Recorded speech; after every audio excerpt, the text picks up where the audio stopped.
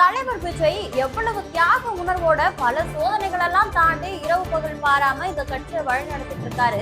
அவருடைய தமிழக வெற்றி கழகம் ஒரு தொகுதியில கூட வெற்றி பெறாதுன்னு சொன்ன பாஜக மாநில தலைவர் நயினா நாகேந்திரனுக்கு இதுதான் கடைசி தேர்தலா இருக்கும், இதுக்கு பின்னாடி அவருடைய கட்சி பதவி கூட நீடிக்குமா இல்லையா அப்படின்றது அவருடைய கட்சி தலைமை தான் முடிவெடுக்கணும்னு ரொம்பவே ஆவேசமா பேசியிருக்காரு தாவேகாவின் நிர்வாக குழு தலைமை ஒருங்கிணைப்பாளர் திரு செங்கோட்டையன்.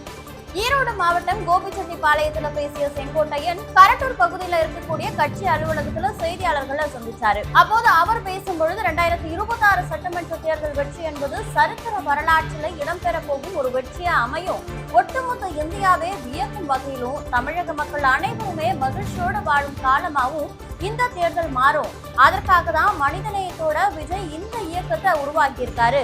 அது மட்டும் இல்லாம தியாக உணர்வோட அவர் இந்த இயக்கத்தை வழிநடத்திட்டு போறாரு.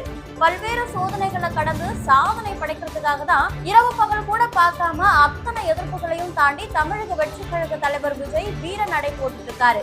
இதற்கு காலம் மே 4ஆம் தேதி பதில் சொல்லும், சரித்திர வரலாற்றில் இந்தியாவின் முதன்மையான தலைவரா விஜய் விளங்குவார்னு செங்கோட்டையன் பேசியிருக்காரு.